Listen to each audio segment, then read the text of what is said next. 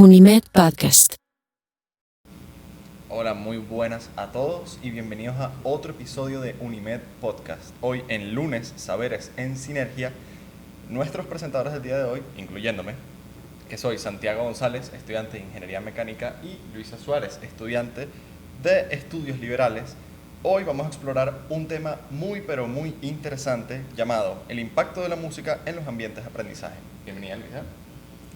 Primero que todo me gustaría darle la bienvenida al profesor Julio Salas, director de la Escuela de Educación de la UNIMED.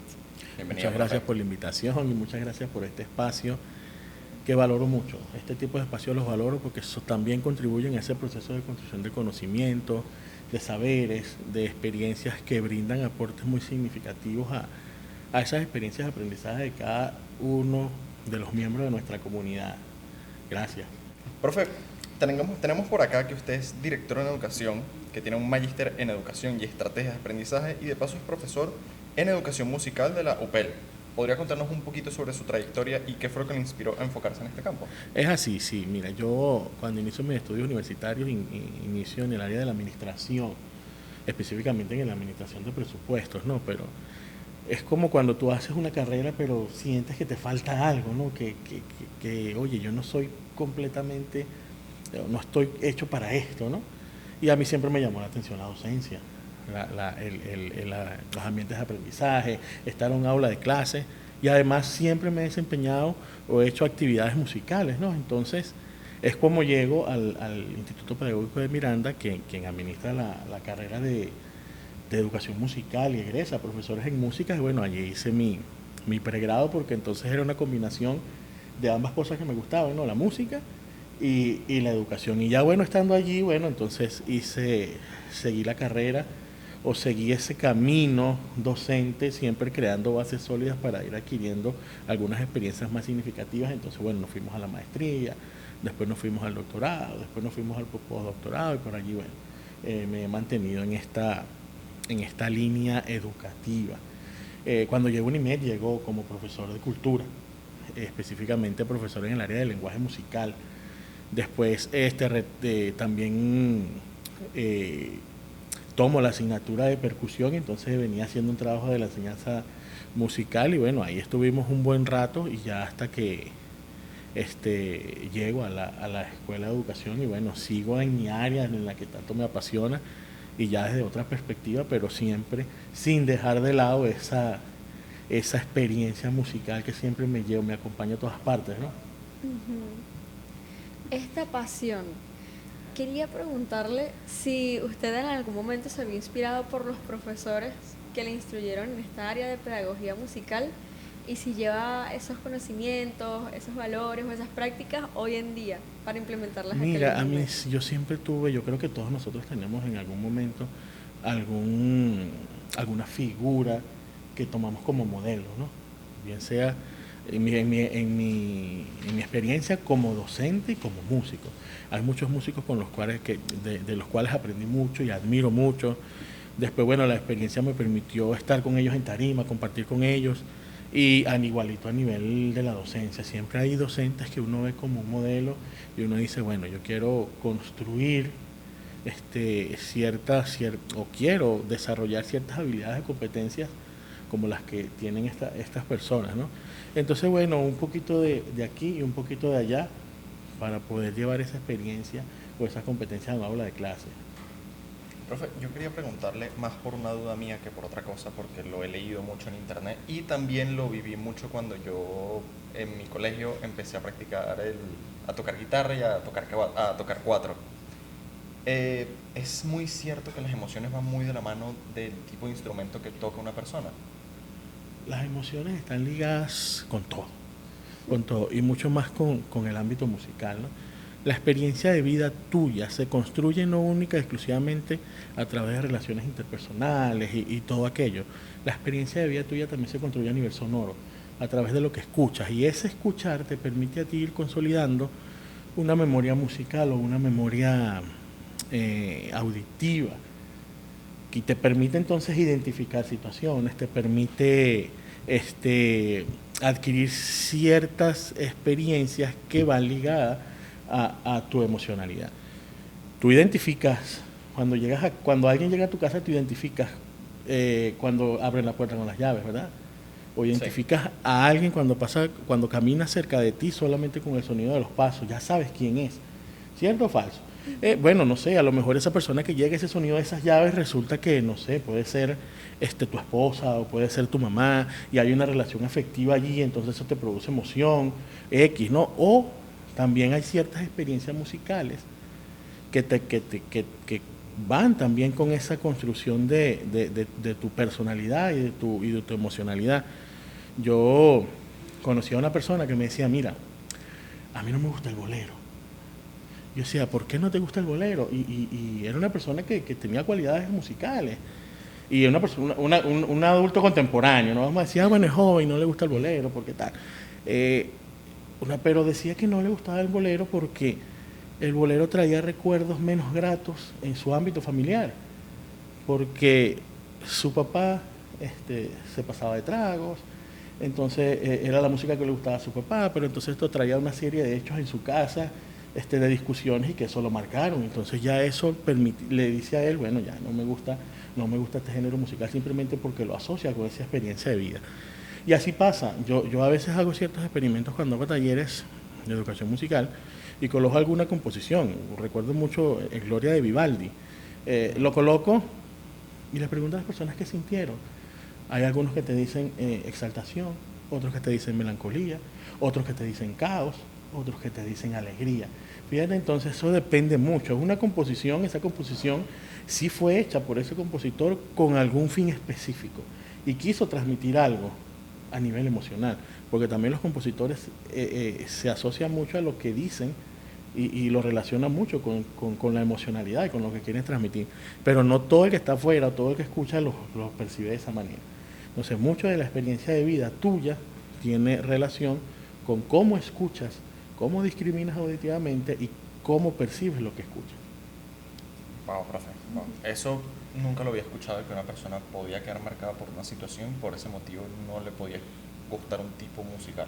Es así, sí, no pasa idea. Mucho. Y pasa mucho en lo contrario, bueno, algunos cantos de arrullo o algunas melodías que son significativas para alguien porque, bueno, se las cantaba su mamá o porque alguien de mucha estima o a quien quería mucho también tenía esta cierta relación a nivel, diríamos, musical, y entonces eso crea un lazo afectivo allí diferente. Pueden pasar una u otra cosa, pero sí pasa. Profe, ¿y al momento de estudiar o al momento de pensar en un área más académica, existe algún género o estilo de música que haga que los estudiantes entremos como en esa mentalidad positiva, de estudio, de retención? Mira, la música es única, tenemos variedad de géneros y estilos musicales, pero la música en su totalidad es rica, toda la música es rica. Y yo creo que nosotros como seres humanos, como venezolanos que somos, tenemos que valorar, sí, la música que llega de afuera, pero también la música que tenemos acá. ¿Qué pasa hoy día? Yo creo que y hablando de formación musical, la mayoría de las instituciones o conservatorios que enseñan música se basan en métodos academicistas europeos, creados en un año, en el año Cataplum. Y te enseñan el solfeo, por ejemplo, hablando de una área específica, con ciertos métodos. Entonces te dicen, bueno, cuando te reciben nuevo en la escuela de música, ahora tienes que comprarte el solfeo de los solfeos 1A, y es un librito verde, y te compras el Teoría de la Música de Tannhäuser, y entonces siempre es lo mismo, ¿no? Y entonces, ¿qué hace el estudiante? Toma un método que ha sido históricamente ya el método utilizado en todas estas escuelas de música, y lo que hacen es aprenderse de memoria los ejercicios. Entonces los que más avanzados están dicen, bueno, mira, el ejercicio 15 es más fácil, o el ejercicio tal. No, ¿por qué nosotros no podemos en Venezuela aprender solfeo con melodías y ritmos venezolanos? ¿Por qué no puede existir un método de solfeo que se pasee por diferentes géneros musicales? Por ejemplo, el merengue venezolano, el merengue caraqueño, una contradanza, una danza, un vals. ¿Por qué no? Y así nosotros vamos logrando esa relación de que nuestras estudiantes empiecen a querer lo nuestro. Entonces, ¿qué pasa? A veces empezamos a querer más lo de afuera que lo nuestro. Nuestra música es muy rica a nivel de estructuras melódicas, armónicas, rítmicas. Nuestro merengue venezolano, que bueno, que está estructurado a nivel rítmico en un 5x8, ¿no? Que es la célula rítmica y que no es, para los que están allá afuera no es tan fácil. Nosotros lo hacemos porque lo sentimos. Y Claro. entonces el sentir, el cómo tocas, el cómo escuchas la música, cómo la percibes, pero también cómo la tocas, ¿no? Eso también es importante, porque no cuando no lo tocas de corazón no suena igual.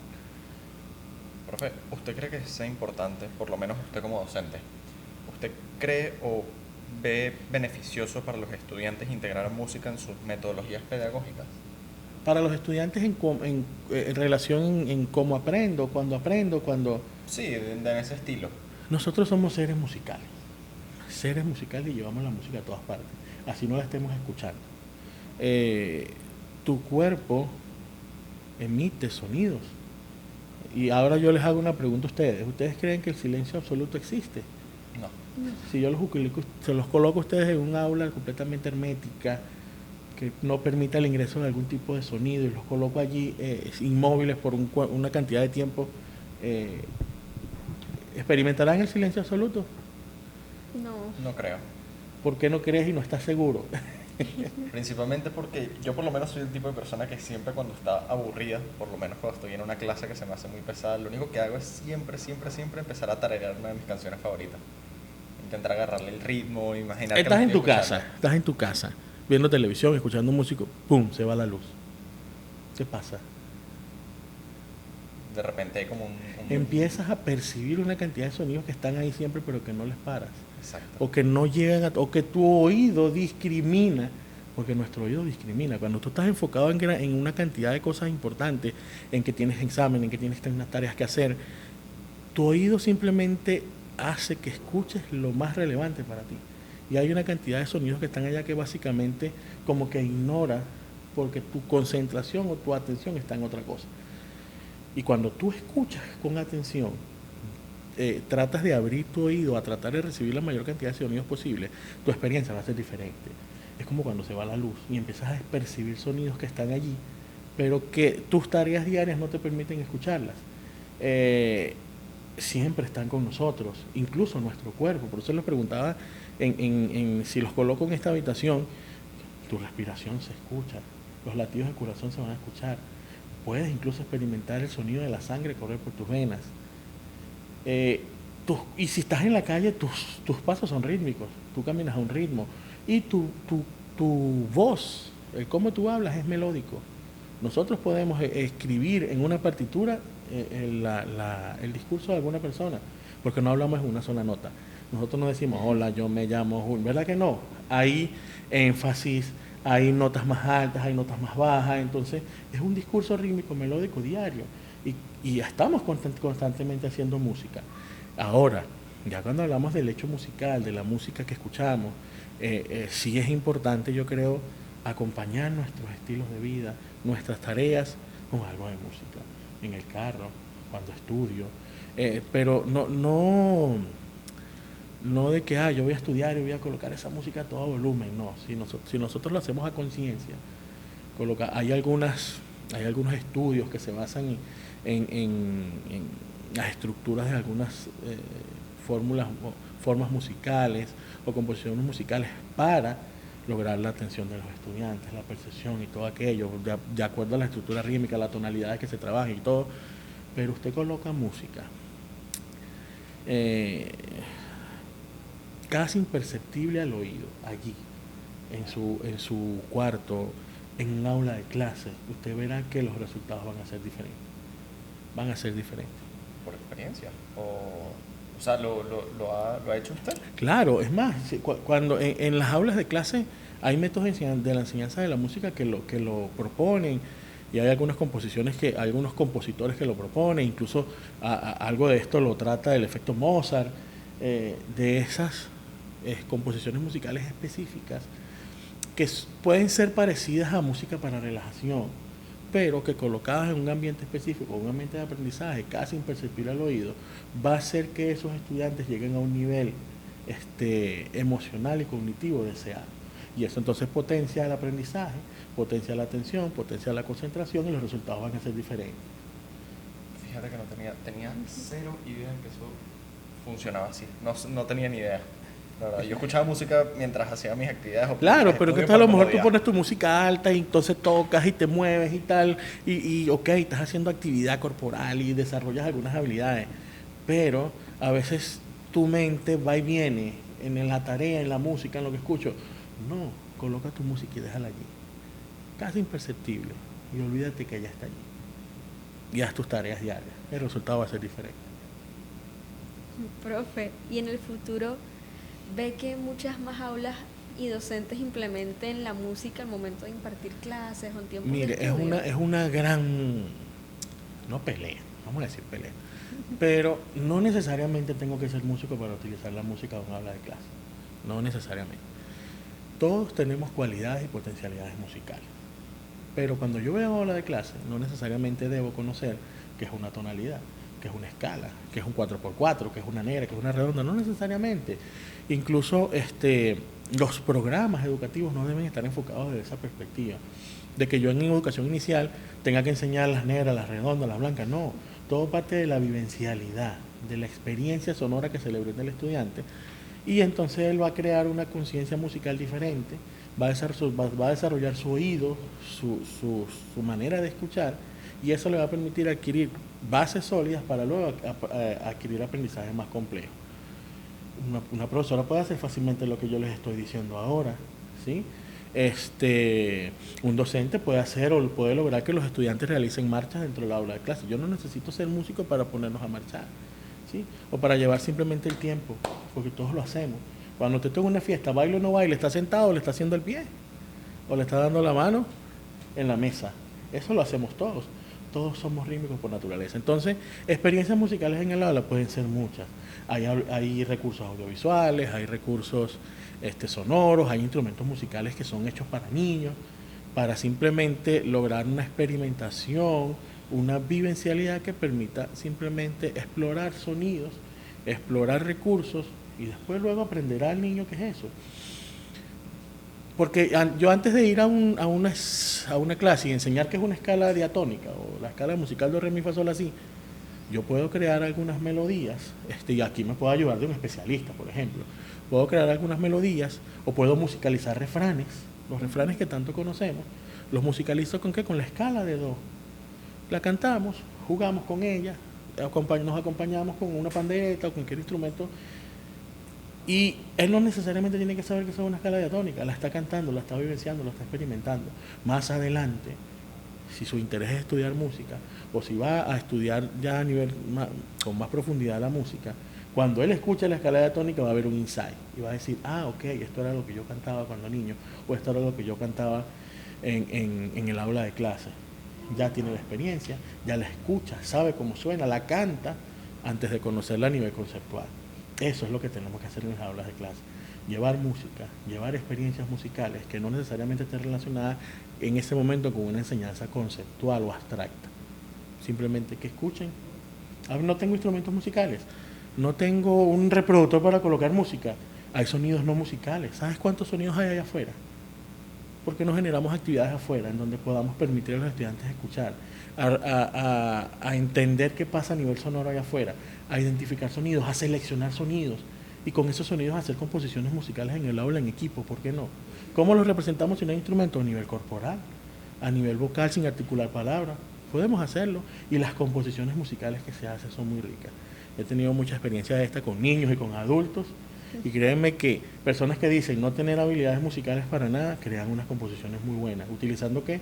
El sonido del ventilador, el sonido del aire acondicionado, el sonido de la escoba de la señora cuando barre. Eso es sonido, es música. Y el sonido tiene cualidades.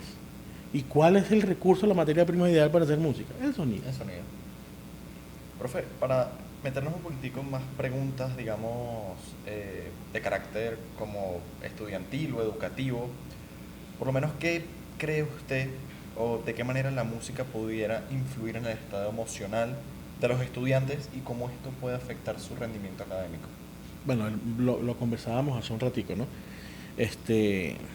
Todos nosotros tenemos gustos musicales y esos gustos musicales son los que nos hacen a nosotros sentirnos más seguros o sentirnos o tener un tipo de bienestar con lo que escuche, con lo que me gusta.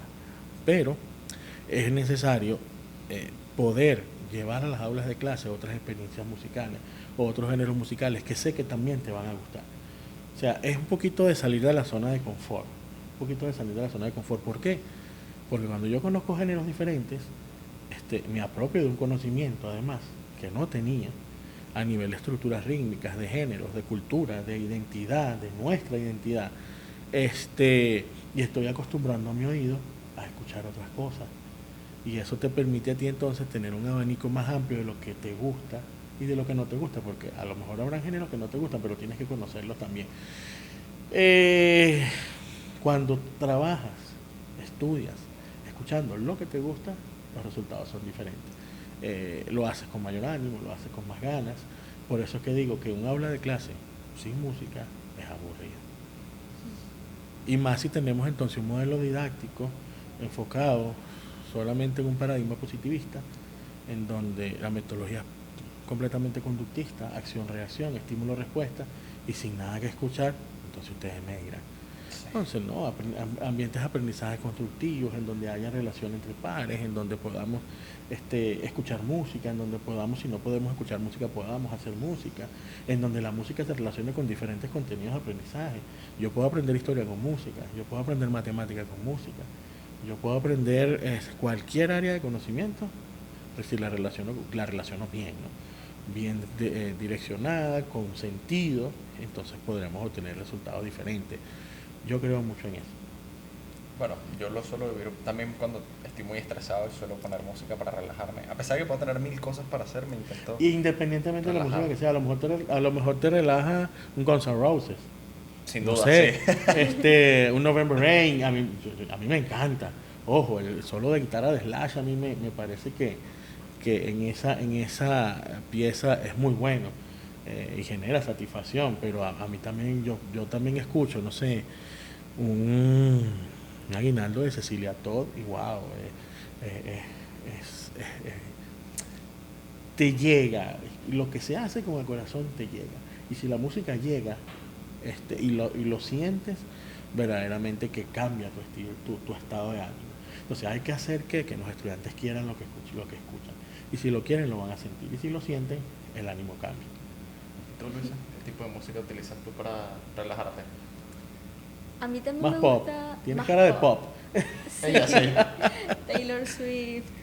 Pero cuando era más pequeña estudié música en un conservatorio, entonces también me gusta mucho la música clásica.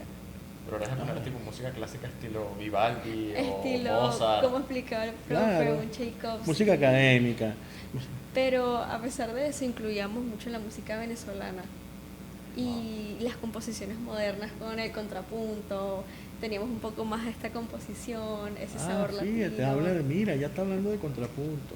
Qué bueno, o sea, Ese que tienes 5/8. experiencias musicales chéveres, tuviste experiencias chéveres en el formación musical. Qué bueno, me alegro. Nosotros tenemos acá en la universidad, yo dirijo el ensamble afro-venezolano Ok. de la Universidad Metropolitana, y está compuesto básicamente por jóvenes, con puros estudiantes de la universidad. Y cuando ellos llegaron, nuestro amigo Fritz inició con nosotros, es uno de los fundadores de este ensamble, y empezamos con jóvenes que no conocían mucho de nuestro género, y que esto sirvió aparte de una escuela a que vieran cómo se ejecutaba y empezaron a quererlo, ¿no? No sabían que era una contradanza, ahora ya saben, ahora llegan con propuestas, mira, escuché esto y me gustó, vamos a hacerlo, una gaita margariteña, un vals, una danza, es lo que hacemos, y gusta, y se sienten bien haciéndolo y se sienten bien tocándolo, algo que hace unos años atrás no conocía. O sea, podemos decir, Luisa, que de tus gustos musicales, tomando en cuenta todo lo que nos dijiste, tú podrías tener de primero a Vivaldi y de repente puede venir una gaita venezolana en tu playlist. Sí. Tiene una playlist amplia, variada, ¿por qué no? Pues No digo que no, yo también tengo la mía, que de repente puedo pasar de una canción de, no sé, de Taylor Swift y de repente tengo una gaita venezolana y de la gaita venezolana paso un death metal, por Claro. ¿Por ejemplo. qué no? ¿Por qué no? Pero no todo, pero fíjate, tú vas construyendo gustos musicales. No todo lo del género te gusta, asumo. Quizás una que otra canción de algún género en sí, pero suelo ser muy abierto a nivel musical. O sea, Porque, suelo poder no sé, escuchar si un poquito hablamos de todo. de rock, por ejemplo, no sé, tú me pones a Metallica y yo, bueno, hay piezas de Metallica que me fascinan, pero otras que no tanto. Eso depende de tus gustos musicales. Claro. Y tus gustos musicales están asociados muchas veces a estructuras rítmicas y estructuras armónicas, ¿sabes? Y a tonalidades. A lo mejor tienes un gusto por ciertas piezas y cuando te vienes a dar cuenta, oye, vale, todas las piezas están en tonalidad menor. Porque entonces es lo que te gusta, es lo que tu oído está acostumbrado a escuchar y es lo que te genera bienestar. Hay otros que, bueno, no, a mí me gusta más y esta pieza, mira, son tonalidades mayores. ¿Qué cosa? Eso va a depender del gusto que vas construyendo a medida que vas experimentando situaciones o experimentando géneros y estilos musicales. Pero hay que escucharlos todos. No podemos decir, a mí no me gusta este género, porque tal. No podemos satanizar a los géneros. Hay personas que satanizan, no, porque este género no me gusta, o después, no. Vamos a escucharlos todos a ver, porque todos tienen algo que enseñar, todos tienen algo que transmitir. Ya después tus gustos, bueno, irán diciendo, bueno, me voy más por acá, me voy para allá, a lo mejor a ella le gusta más Vivaldi, a lo mejor a mí me gusta más Chopin, no sé. Aprovechando que tocamos el tema del que es necesario que haya música para que el aprendizaje sea, por así decirlo, 100% gratificante para los estudiantes o para cualquier persona que esté estando en una clase, en un salón de clase, ¿qué rol podrían desempeñar esas canciones o las letras en sí? Porque yo por lo menos soy el tipo de persona que he visto en internet muchas veces que hay canciones que permiten contar como un evento histórico, un evento social o simplemente alguna etapa de la historia de una forma más didáctica para que los alumnos no digan, me toca leer esto. La música te enseña, o te enseña de música o te enseña de cualquier área de conocimiento. No, al Zulia.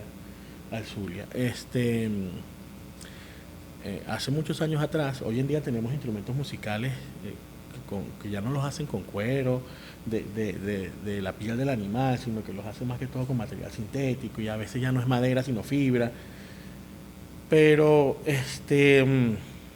por ejemplo, en la época de antaño, un buen furro en el Zulia lo hacían con cuero de gato.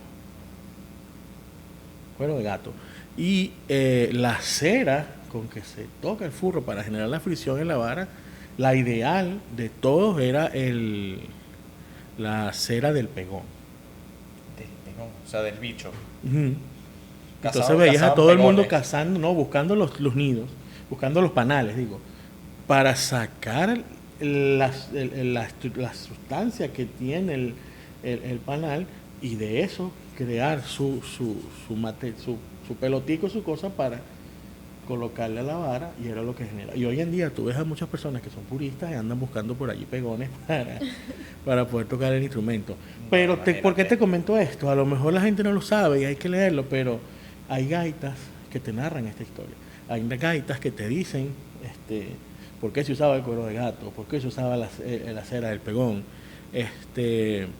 Y bueno, si nosotros nos vamos más a lo didáctico, a lo pedagógico, existe una gran cantidad de cancioneros didácticos infantiles para, primero, generar conocimiento a través de sus letras y segundo, para proponer actividades didácticas en aula de clase para que a través del movimiento y las actividades que se generen, entonces haya un desarrollo y se potencie el pensamiento crítico, el desarrollo morfológico, el desarrollo personal, el trabajo cooperativo. Entonces es como que un aprendizaje bien holístico. Aprendo a la vez que escucho la canción, pero oye, también nos podemos mover mientras la escuchamos, o podemos hacer algunas cosas que me permitan a mí desarrollar la lateralidad, por ejemplo. Claro. Eso se utiliza mucho. O podemos componer canciones en el aula de clase, podemos hacer nuestras propias letras, entonces podemos trabajar, quién sabe, a lo mejor tenemos allí grandes compositores y no lo sabemos. Wow.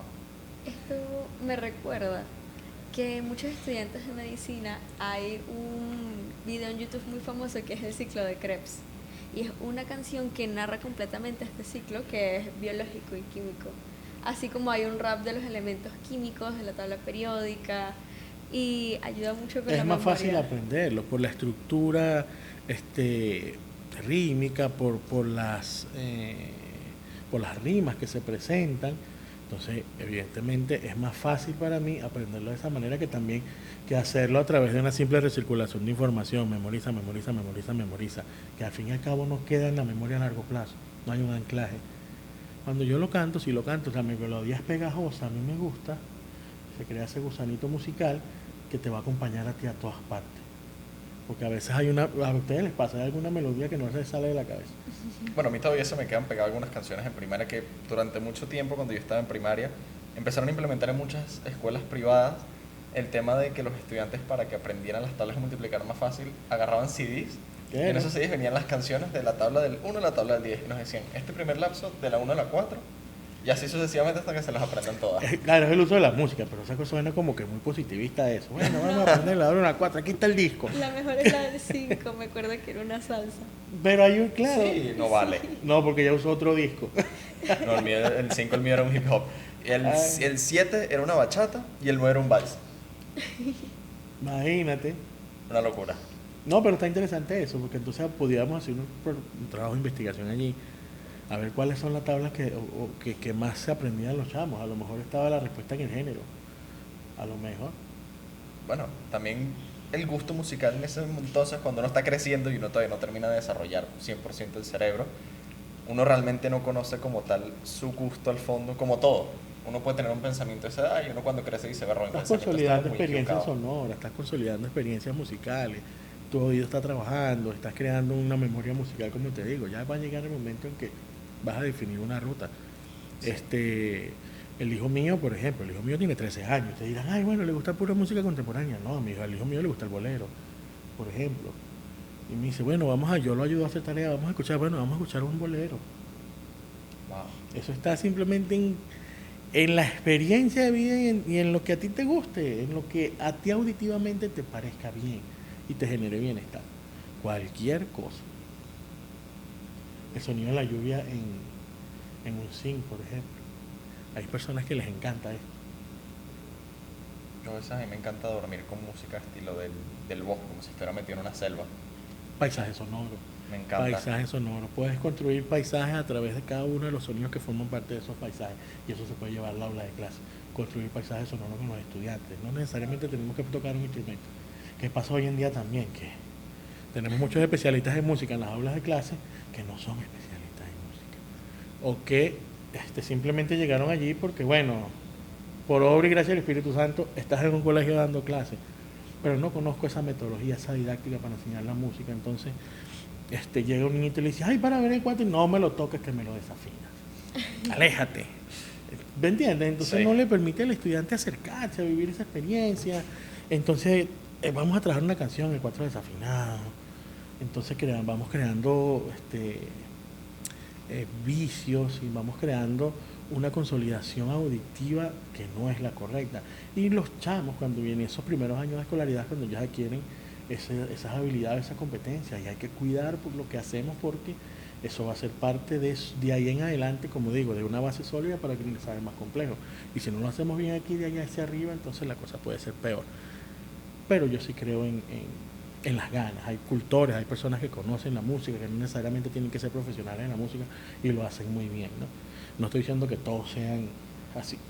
Hay experiencias, hay formas de hacerlo. Aplaudo a los que lo hacen con sentido, con corazón y con ganas. Wow. Profe, vamos a hacer algo ahorita. Vamos a pasar a la dinámica.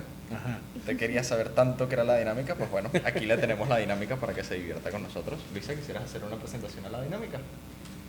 Como dicen, música maestro. En esta dinámica nos gustaría plantearle varios escenarios de la vida real Okay. y que particularmente usted nos responda con qué género o qué canción se le viene a la mente para llevar este escenario al 100%. Ok, va. El primer escenario es un examen final. Uy, es Gloria de Vivaldi. Gloria de Vivaldi, puede haber caos, pero puede haber éxito. Por ejemplo, profe, ¿qué tal un trabajo en grupo creativo? Una parranda central. Bueno, Un solo pueblo. Nosotros vivimos bajo la matica. Somos amigos todos. Bueno, creo que se pondrían a bailar en vez de hacer el trabajo, pero sí, concuerdo con usted. Concuerdo con usted con esa música, sí, totalmente. Una clase oral aburrida. Uy, un vals. Un vals. ¿Qué tipo de vals? No sé, puede ser un vals cantado por Serenata Guayanesa. Ok. Me parece bien. Después ustedes pueden editar y ponen la música de los textos que estamos hablando. ¿Qué tal una clase de matemática a las 7 de la mañana? Ay, no, eso es muy feo. Podemos poner, no sé, algo de contrapunto, sí, algo de contrapunto allí. Algo rítmico. No tanto rítmico, pero una composición musical bastante compleja. Una fuga. Una fuga puede ser. Ok. Y para un estudio nocturno la noche antes del examen. Un estudio nocturno antes de la noche del examen. Algo romántico puede ser un bolero, ¿por qué no? Ok, eso suponiendo que el estudiante haya estudiado y esté simplemente repasando. Pero ¿qué Si tal no el estudió puede estudiante? ser un bolero también para llorar. Ah, bueno, Porque sirve. hay boleros que son tristes y boleros que son un poquito más de amor, ¿no? Bueno, aunque casi todos los boleros son de despecho y de melancolía, pero hay unos que son un poquito más bonitos, pero a veces le pongo un despecho así grande, en tonalidad menor, así. Cuando no sabe que ya todo está acabado, que no hay nada que hacer. ¿Qué tal una reunión de padres y maestros? Eso también son a veces caóticos, ¿oíste? Sí. Yo pusiera allí una reunión de padres y maestros, pusiera una gaita. Vamos a pensar en que, no sé, que nos estamos reuniendo para celebrar. En el caso de que sea por celebrar y no para decir que, bueno, Sí, una gaita. Juanito de tal le golpeó a Juanito del otro. Bueno, eso pasa mucho. Y en un taller de arte relajado. Un taller de arte. Un nocturno de Chopin. Totalmente de acuerdo. La biblioteca en horas pico, por ejemplo. Estas son silenciosas. Pusiera música de relajación. Estilo música de ascensor. Música de relajación, no. Música De zen. relajación en donde podemos escuchar, por ejemplo, sonidos de un arroyo, aves, algo así. Porque así bajan los niveles del caos y la cosa. Ok, suena bastante bien. ¿Qué tal, profe, por ejemplo, un joven en el gimnasio haciendo pesas? Oye, así, hay música contemporánea, un pop. ¿Sí? Algo de eso. Bueno, nosotros Un el rock, equipo- porque no Guns N' Roses. A nosotros el equipo de producción, supongo que esto es más Fritz, el que nos colocó aquí, él colocaría por lo menos el martillo de caramelos de cianuro. Bueno, también es válido. Chévere.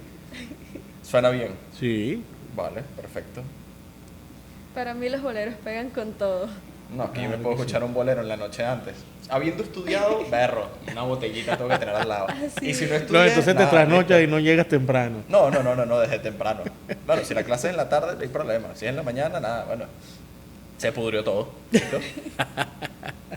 Fingimos demencia y seguimos adelante. Exactamente, profe. Exactamente. Para terminar, profe, me gustaría saber que no se lo preguntamos al principio. ¿Algún miembro de su familia en sí fue el que lo inspiró como tal a guiarse en el camino en el que está hoy en día o fue más por intuición propia? No, fíjate que en mi familia solo ha habido un músico, mi abuelo, por parte de mamá, ¿no? El papá de mi mamá. Fue pianista y violinista, fue maestro de capilla incluso. Fue estudiante de Regulo Rico. Pero es el único músico que había en familia, no ha habido más ninguno. No hay más ninguno, hasta que aparecí yo. Pero fíjate que a mí lo que me lleva a la música es el gusto por la música popular, por la música tradicional venezolana, específicamente la gaita, que fue donde inicié. Inicié con un tambor, un par de palos, a despertar los vecinos, y después, bueno, a tomar la cosa más en serio, y bueno, y por ahí me fui. Eso fue lo que me llevó a eso. No, en ese momento yo ni sabía que mi abuelo fue pianista o que era maestro de capilla, nada de eso. Lo supe después. Después, claro, conversé con él, me dio algunas partituras que él escribió, algunas cosas que tengo por allá guardadas. ¿Y él tenía algún instrumento favorito? El piano es mi instrumento. ¿El suyo o el de su abuelo? Él, pero fue el que yo después me dediqué a estudiar. El Directamente, puro piano. piano. El piano. Y las orquestas o las agrupaciones donde me he desempeñado después ha sido como pianista. Luis, ¿algún instrumento favorito? También Tiene cara de el piano. violinista. Sí, toqué el violín muchos años. Pero definitivamente me quedo con el piano. Ah, También. me gusta. Wow. Sí, es la Los armonía, pianistas. la armonía. Sí, es un instrumento completo. Armónico y melódico. No, yo soy más de la batería. Siempre he tocado guitarra, pero nunca Tú tuve sabes la que yo le compré una oportunidad. batería al hijo mío porque yo decía que quería que él fuera músico. Y fui, entonces, y la batería que más me gustaba, una batería adaptada a él y todo aquello, y le compró su cosa, la emoción. Y él 3 palazos le dio a la batería el día aquel y allá está guardada la batería. No le gustó, no quiere ser músico. Gracias a Dios está desarrollando esas habilidades de expresión plástica, está pintando. Pero no le gustó la música. Por eso no quiere decir que tú seas músico, tu familia va a ser músico, o tu hijo va a ser músico. Debe haber un gusto para ello. Aunque, como dije al principio, todos tenemos potencialidades, cualidades musicales. Todos podemos cantar, todos podemos tocar algún instrumento. Solo hay que desarrollarlo. Necesitamos la guía correcta para eso. A veces esas cualidades salen en el baño. Canta, se escucha bien, no se escucha bien, pegan esos gritos o canta muy bien. Eso depende de tus habilidades o cualidades. Pero a veces en el baño se descubre quién canta y quién no. Bueno, yo creo que la ducha es la que solapa el sonido para que se escuche mejor. Porque creo que sin la ducha todos estamos bien desafinados como un gallo. Bueno, Luisa, ¿cómo es que quieres agregar?